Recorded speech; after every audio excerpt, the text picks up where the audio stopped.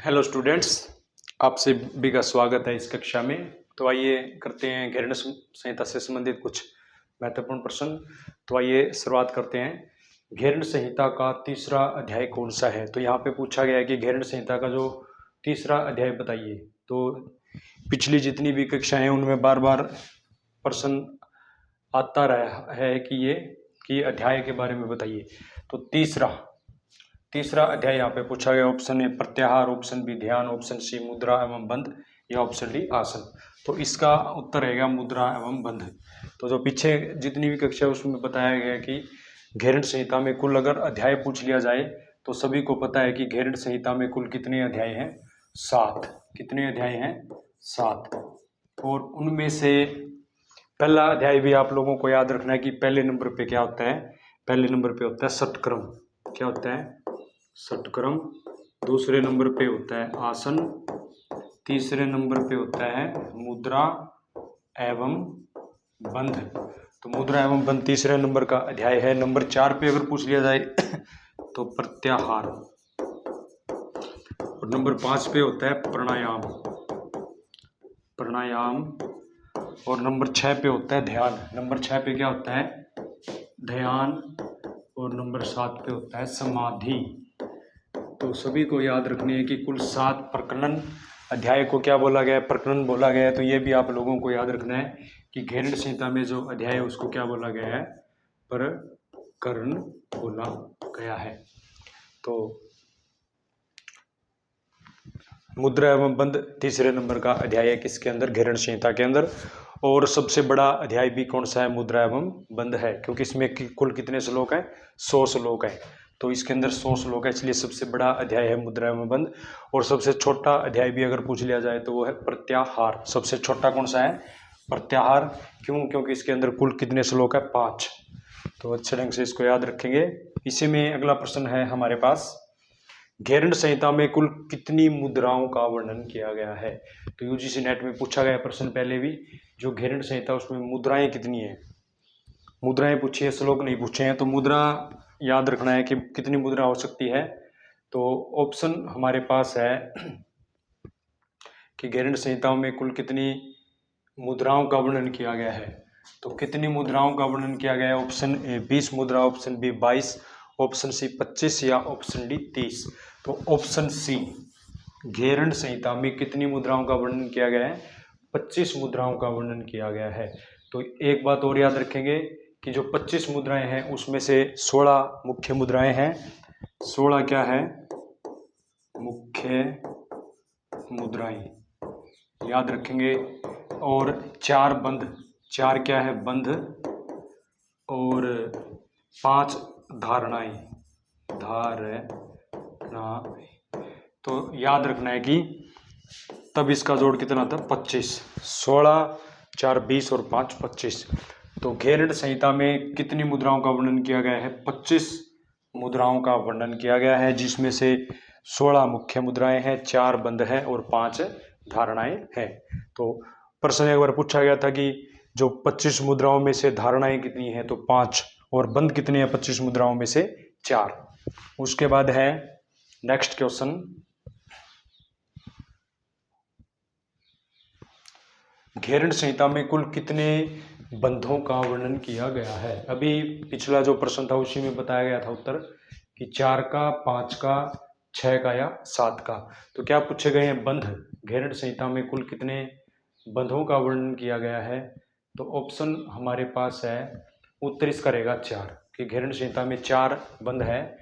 और बंध का मतलब क्या होता है? बांधना। ये भी याद रखना है कि जो बंध जिसका बार बार जिक्र हो रहा है उसका मतलब क्या होता है? बांधना।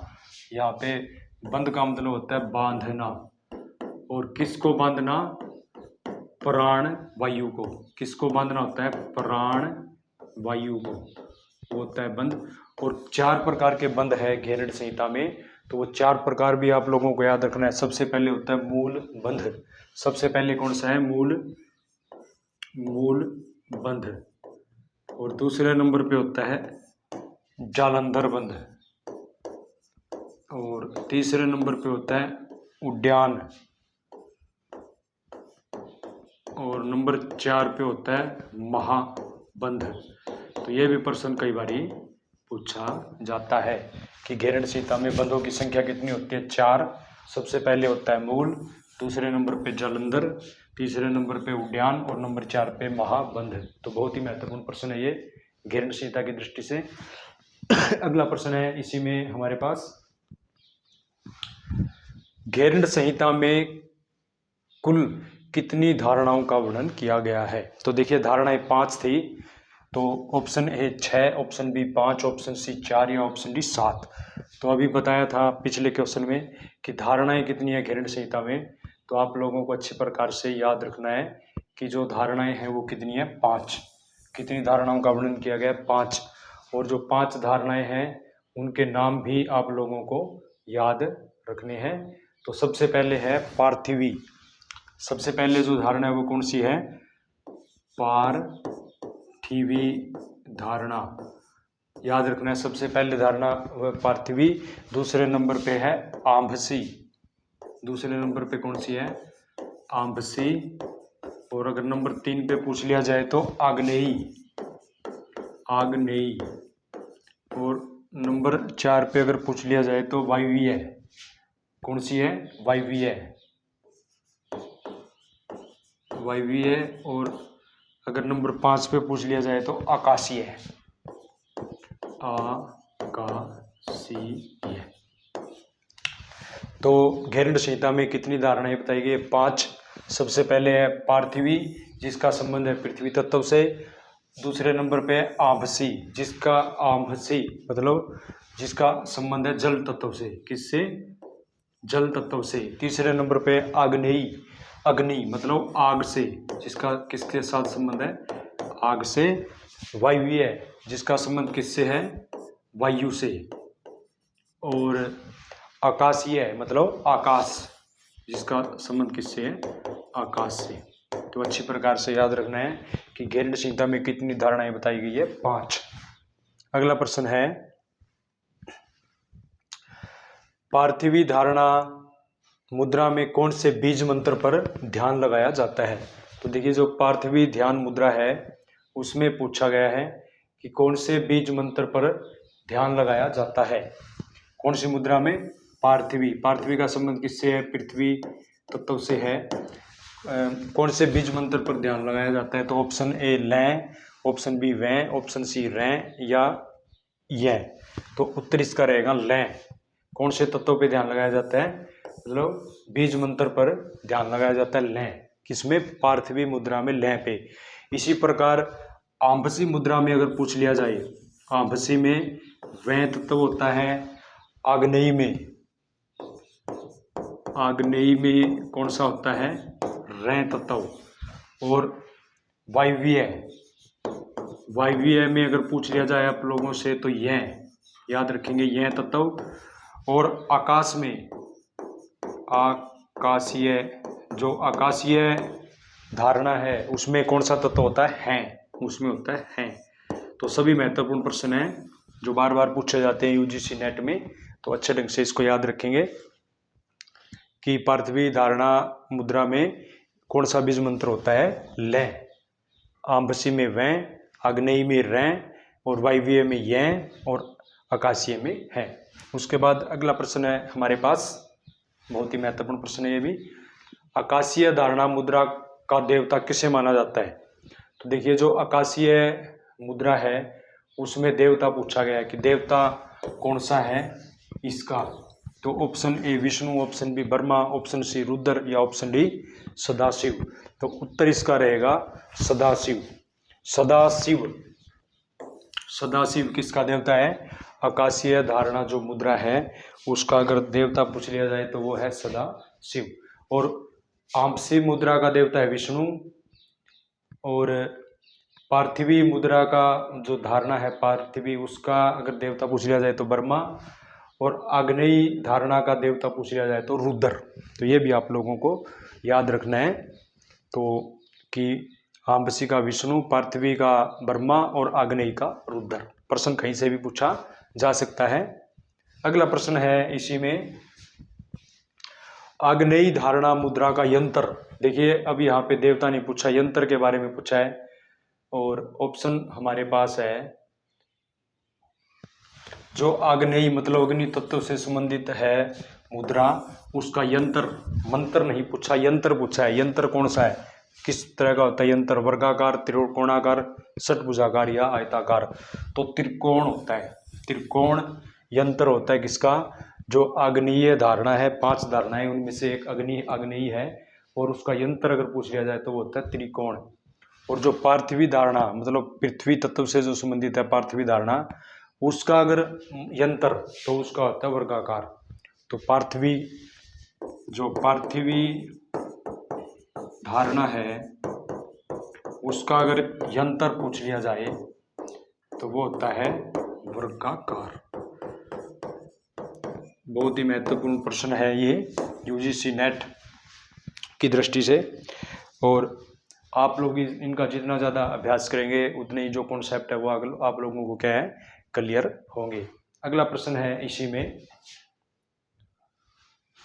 आकाशीय धारणा मुद्रा का रंग कैसा होता है। तो देखिए एक और महत्वपूर्ण प्रश्न, आकाश पता है सभी को नीला है, आकाश नीला होता है। तो ऑप्शन हमारे पास है इसमें कैसा होता है, जो आकाश से संबंधित जो धारणा है उसका कलर यहाँ पे पूछा गया है। तो ऑप्शन ए समुद्र के नीले रंग जैसा लाल होता है, धुएं के रंग के समान हल्का काला होता है, या पीला रंग होता है। तो उत्तर इसका रहेगा, उत्तर सभी याद रखेंगे कि इसका जो उत्तर रहेगा समुद्र के नीले रंग के जैसा। तो जो आकाशीय मुद्रा होती है रंग उसका समुद्र के नीले रंग के जैसा होता है। और लाल रंग किसका होता है, अग्नि जो धारणा मतलब आग जिसको बोला जाता है सभी को पता है उसका रंग कैसा होगा, लाल। और धुएं के रंग के समान हल्का काला, धुआं है और उसके समान हल्का काला अगर ये पूछ लिया जाए तो ये होती है वायवीय धारणा का रंग। और पीला रंग होता है पार्थिवी धारणा का। पीला रंग किसका होता है, जो पार्थिवी जो धारणा है उसका रंग होता है पीला। तो आप लोगों को इसको क्या है अच्छे प्रकार से इसको याद रखना है। बहुत ही महत्वपूर्ण प्रश्न है, ये पूछे जाते हैं बार बार। तो आकाशीय जो धारणा है उसका रंग पूछ लिया जाए तो समुद्र के नीले रंग जैसा होता है। उसके बाद है अगला प्रश्न हमारे पास इसी में, किस मुद्रा में मुख्यतः तीनों बंधों का प्रयोग होता है। देखिए मोस्ट इंपॉर्टेंट क्वेश्चन है, ऐसी कौन सी मुद्रा है जिसमें तीनों बंधों का प्रयोग किया जाता है। तो ऑप्शन हमारे पास है, ऑप्शन दिए हुए हैं कि सबसे पहले है मूल बंध का, महाबंध का, उड़ियान बंध का या जलांधर बंध। तो ये 4 बंध थे। तो तीनों बंधों का जो प्रयोग होता है वो किस में होता है, महाबंध में। महाबंध कौन सा होता है जिसमें तीनों मुद्राओं का प्रयोग हो, वो कहलाता है महाबंध। तो अच्छी प्रकार से मतलब किस मुद्रा में तीनों बंधों का प्रयोग किया जाता है, तो महाबंध नामक जो मुद्रा है उसमें तीनों बंधों का क्या किया जाता है, प्रयोग। तो 3 बंध कौन से हैं, मूल बंध, उड़ियान बंध और जालंधर बंध। अच्छे ढंग से इसको याद रखेंगे। अगला प्रश्न है इसी में, घेरंड ऋषि ने कौन सी मुद्रा को कुलबधु के समान बताया है। वेरी वेरी इंपॉर्टेंट क्वेश्चन है ये, कि घेरंड ऋषि ने कौन सी मुद्रा को कुलबधु के समान बताया है, ऐसी कौन सी मुद्रा है घेरंड ऋषि के अनुसार। पासिनी मुद्रा, सांभवी मुद्रा, अश्विनी मुद्रा या मांडुकी मुद्रा। तो उत्तर इसका रहेगा सांभवी मुद्रा। सांभवी मुद्रा को महर्षि घेरंड ने क्या बताया है, कुलबधु बताया है। अच्छे प्रकार से इसको याद रखेंगे, मोस्ट इंपॉर्टेंट क्वेश्चन है। और जितने भी प्रश्न बताए हैं बार बार पूछे जाते हैं, जो यूजीसी नेट से संबंधित जो भी प्रतियोगिताएं होती है या और जो भी प्रतियोगिताएं होती है योग से संबंधित, प्रश्नोत्तरी से संबंधित, तो बार बार ये प्रश्न पूछे जाते हैं। अगला प्रश्न है हमारे पास, तो ये जो कक्षा थी उसमें इतने ही महत्वपूर्ण प्रश्न थे, और हम जल्द ही एक और कक्षा में घेरंड संहिता से संबंधित जो भी महत्वपूर्ण प्रश्न है वो लेकर हाजिर होंगे। तब तक के लिए धन्यवाद।